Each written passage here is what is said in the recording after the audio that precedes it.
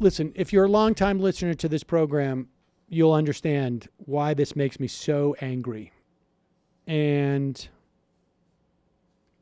even more recent people will understand why my first reaction to stuff like this is to think about what a moron Jimmy Dore is. And I understand. I want to say this. I have enough self-awareness that when my mind reads a story about the Supreme Court and the destruction that is going to be wrought by this Supreme Court, understand that I realize I'm just having some type of like projection and problem dealing with that anger, and I focus it on Jimmy Dore, and it's not all Jimmy Dore's fault. I realize that.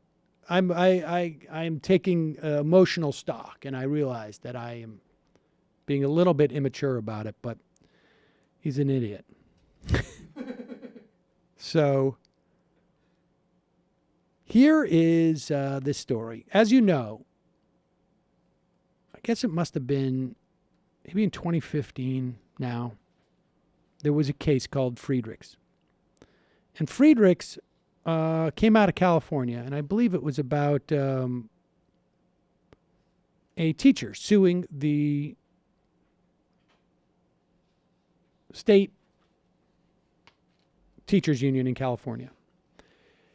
Because even if you decide not to be a member of a public sector union, it has been determined by the Supreme Court back in the mid-'70s in a case called Abood, I think it was Abood versus Detroit, that because the union, it's easier for the employer, in this case, teaching district, Department of Education in the state, or I don't know, sanitation department of a municipality. It's easier for them to negotiate with one party.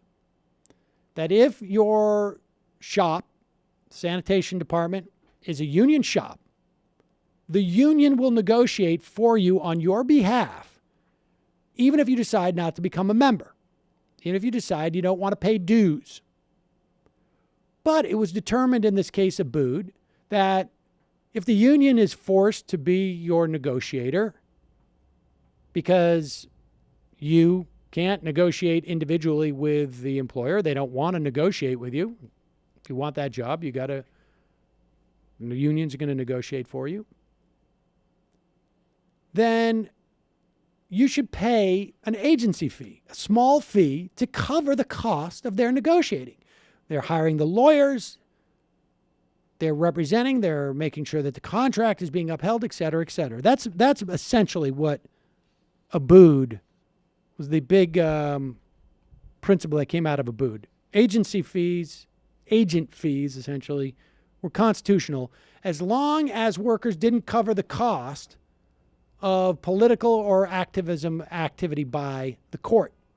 The union. So there's a formula for it and whatnot. Friedrichs challenged that. And the Supreme Court was all set to strike down Abood, to reverse it, to say you can't force a union, you can't force a worker in a public sector union shop to pay for agency fees.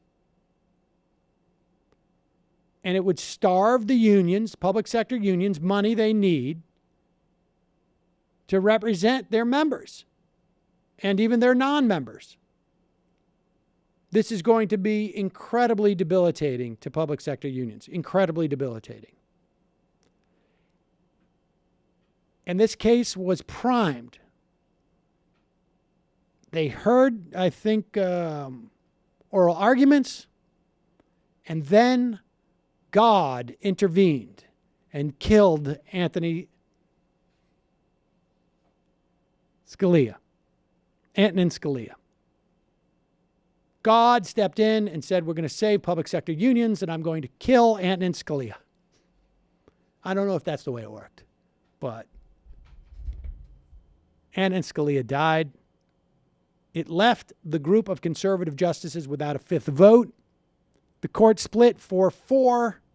Abood was remained intact. Public sectors lived. Then, you'll recall, Mitch McConnell refused to give a hearing for Barack Obama's Justice Merrick Garland, who would have undoubtedly upheld Abood. Then Jimmy Dore and other people on his program said the Supreme Court doesn't matter. Democrats can do the same thing, even if they're in the minority, because he didn't understand how government works. Merrick Garland, Peter Thiel, what's the difference? Merrick Garland, Peter Thiel, what's the difference? Supreme Court's not important anyways. Moon falling in Lake Michigan. Donald Trump gets elected.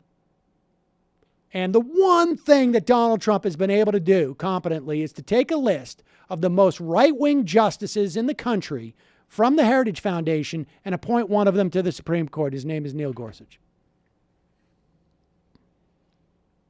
And Neil Gorsuch will vote with that 5. And that,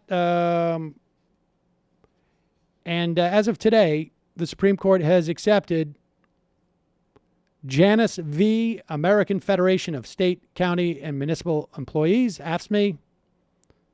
They will hear arguments early next year and rule by June of next year.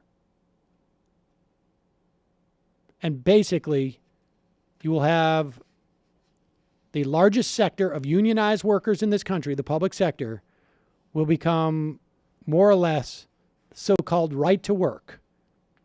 And you will begin to see the diminishment of unions. Basically, roll them up.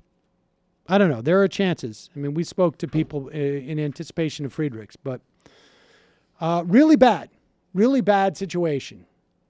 And so for those people out there who are so stupid as to not have realized that the Supreme Court is crucial and are so stupid to have thought that Merrick Garland and Neil Gorsuch would rule the same way on cases of this import, let me just say you're stupid. You're stupid. You should apologize to the people that listen to your programs or read your tweets or do whatever. You should apologize for them and try and educate yourself and educate them on some of the most basic aspects of the way our government works. Even these people at the Catholic Eternal World Television Network understood the value of the Supreme Court. As much as Donald Trump makes them sick, they realize the value of the Supreme Court. And frankly, know that, a case like this is just the beginning. Marjorie Dannenfelser of the pro-life lobby group Susan B. Anthony List is energized by what the president has done so far. There are several items that are very measurable, that are very successful. One would be the reinstatement of the Mexico City policy. That policy prohibits American tax dollars from funding abortions abroad. For Dannenfelser, the president's biggest success so far? So help me God. So help me God. Supreme Court Justice Neil Gorsuch. But there's no question that the Supreme Court Justice Neil Gorsuch is a complete success. If we can get even one more like Neil Gorsuch, we're talking about overturning Roe versus Wade. Yeah. Well, the moon could also fall into Lake Michigan. I'm sorry, folks. It just makes me so pissed off that there were idiots out there claiming that this stuff was not relevant. Well, tell it to the public sector unions. Tell it to women who will very likely, I think, lose sovereignty over their own bodies when it comes to reproductive rights. And then there's a whole host of other things, too. I mean, You're just trying to get people to vote from fear. That's right. That's right. That's like saying, like, hey, man, you're just telling people to run from the tsunami out of fear. You just try not to charge into no man's land out of fear. There you go. Oh, what's the matter? Won't walk through that minefield because you're afraid? Hi, folks. Sam Seder here. We still need your help on our Patreon page. YouTube ads have come back, but not nearly as much as we had before. So if you can help us out, any little bit helps. Head over to our Patreon page right at this URL, and you'll help us keep helping you by making videos